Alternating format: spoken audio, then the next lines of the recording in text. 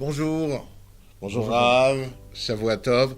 On se retrouve comme chaque semaine maintenant, on est habitué, hein, on est là, tu rentres dans les maisons de tout le monde un peu à Tel Aviv, à Natania, partout, et tu leur apportes de la Torah. Merci beaucoup Rav Brandt. Alors on va écouter cette semaine la paracha de la semaine, je l'ai noté aussi, hein, parachat Vayera. Alors, qu'est-ce qu'elle a de spécial cette paracha, si j'ose dire? Alors la paracha de Vayera, à la fin, elle nous parle de l'événement peut-être le plus grand d'Avraham Avinu.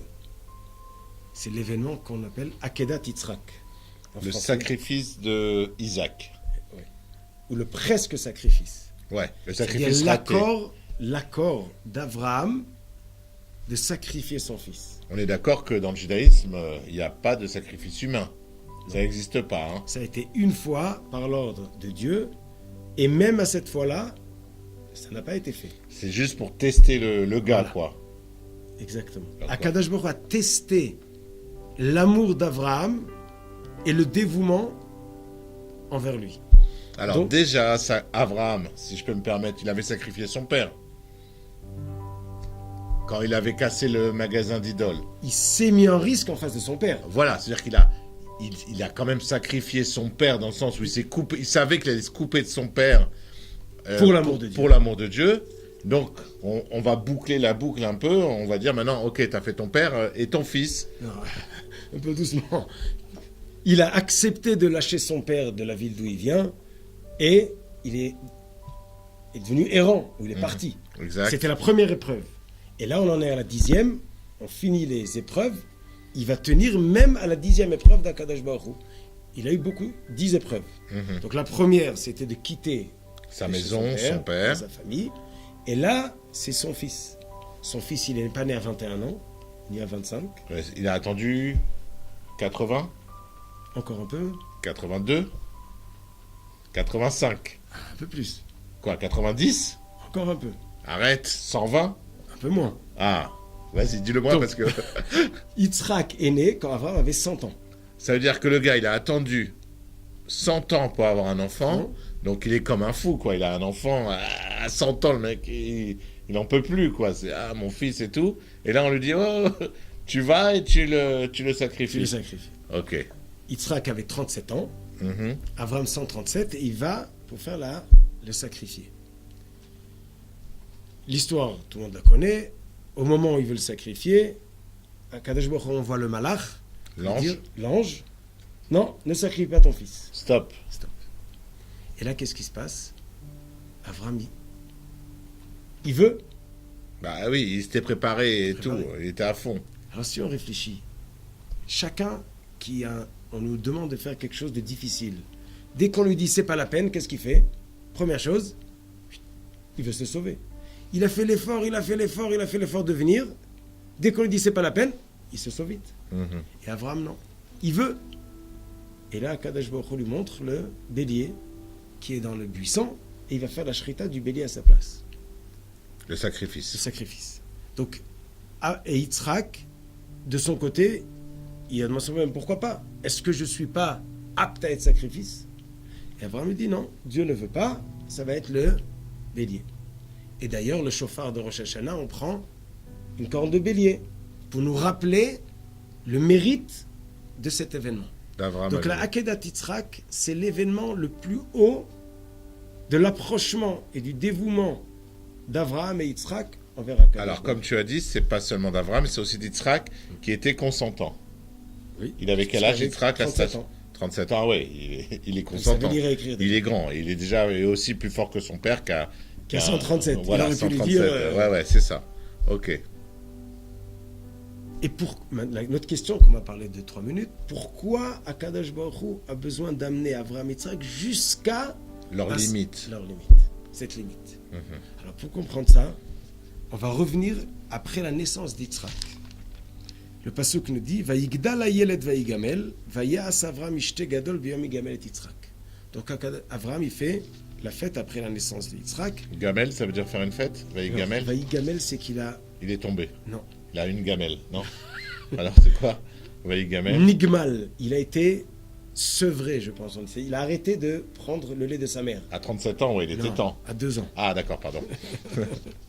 On revient en arrière, Ok, 35 ans. ok, on fait un flashback. Voilà. Et là, qu'est-ce qui se passe quand Yitzhak il a 2 ans? Va terrer Sarah et Ben Agar Mitzrit. Asher Yalda Avram et Tzachek. Avram, il avait un autre fils qui s'appelait Ishmaël, qui est né avant Yitzhak. Puisque sa femme Sarah n'avait pas d'enfant, donc il a pris sa servante. Va tomer les Avram. Et là, Sarah dit à Avram, quand Yitzhak a 2 ans, pas 37 ans, Garesh Ama Azot Ve'en Bena. Renvoie cette servante et son fils, qui lo yirash ben Ama Azot im beni Yitzhak. Le fils de cette servante n'héritera pas avec mon fils. C'est-à-dire que Sarah avait vu déjà tous les Exactement. petits problèmes qu'on a avec Ishmaël aujourd'hui, quoi. Alors, bien sûr, la Torah ne nous raconte pas d'histoire privée entre un tel et un tel. Si la Torah nous raconte l'histoire, c'est qu'elle a une raison. influence sur toutes les générations. Donc, si on veut comprendre notre histoire aujourd'hui, on va voir chez nos parents qu'est-ce qui se passe. C'est la base ou le grain de l'histoire. Donc, mais Sarah, elle voit tout de suite que la Metzachek, que Yitzhak était Metzachek avec, Ishmaël était Metzachek avec Yitzhak, c'est comme Yitzhak, il jouait, il rigolait. Il y a un midrash qui dit qu'il essaie de jeter des flèches pour qu'il meure, comme par hasard, sans qu'il a fait exprès, dans le jeu. C'est-à-dire que là, Sarah, tout de suite, elle a vu. Il cherche quelque chose de beaucoup plus profond. Et qu'est-ce qu'il cherche? Hériter cette terre. Il a compris que la guerre, c'est sur la terre d'Eretz Israël, elle est pour qui? Il veut le tuer pour ne pas qu'il hérite. Donc elle dit, il ne va pas hériter. Donc déjà à 2 ans, Ishmaël, il embêtait Yitzhak. Déjà, quand Yitzhak, il avait 2 ans, et Ishmaël, il avait presque 30 ans, et il avait 18 ans. Il avait 18 ans. Ah ouais, 18 Non, ans. 15 ans. Il avait 13 ans quand Avram avait 99, donc 86, 114, 16 ans. Ishmaël avait 16 ans. Et jeter des flèches sur son petit frère de 2 2 ans. Ce qui est déconseillé de faire. Ça peut blesser, effectivement. En tout cas, Sarah, elle a tout de suite compris c'est quoi la question. C'est sur la terre. Pourquoi elle a compris que c'est sur la terre? Parce que la terre d'Israël a été promise à Abraham, et première mitzvah qu'il a eue, c'est Brit Mila. Donc celui qui fait la Brit Mila, il est capable, apte de recevoir cette terre promise.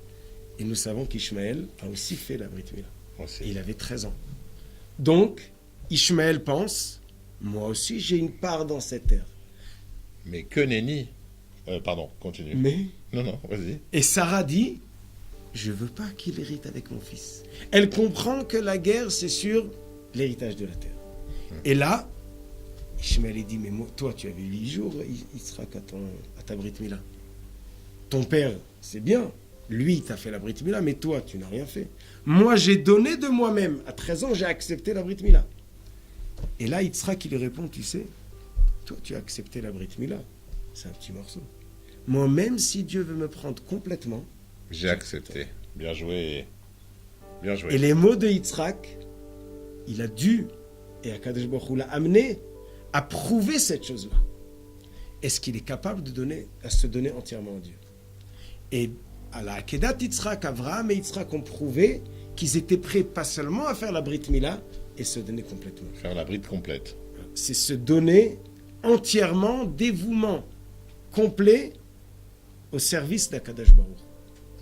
Ça, c'est la réponse à Ishmaël qui pensait qu'il était mieux que Yitzhak.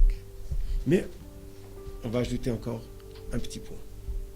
Beaucoup de gens sont prêts à faire des sacrifices. On a des kamikazes dans toutes les armées, dans tous les pays. Pour sa patrie, il y a des kamikazes. Les Japonais.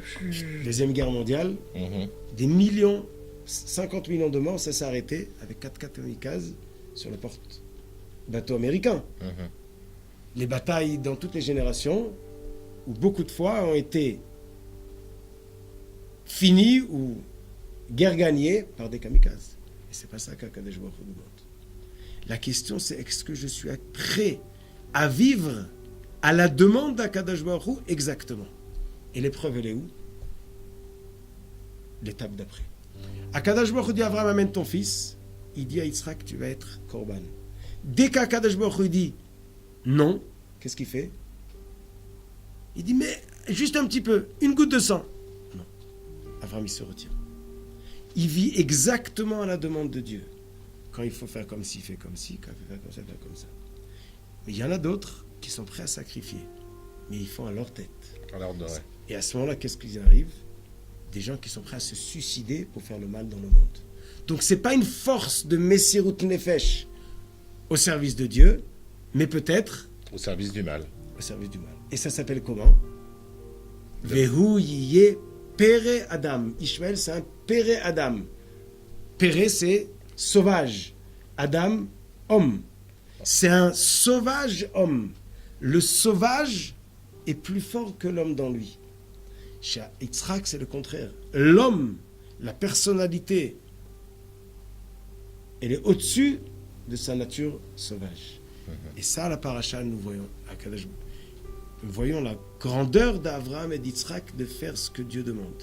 Et comme tu l'as déjà dit, bien sûr, aujourd'hui, Dieu veut ni qu'on coupe les chats en deux, comme tu as dit la semaine dernière, et bien sûr pas qu'on tue les hommes. Dieu veut qu'on vive à l'Kiddush Hashem, et non pas qu'on tue à l'Kiddush Hashem.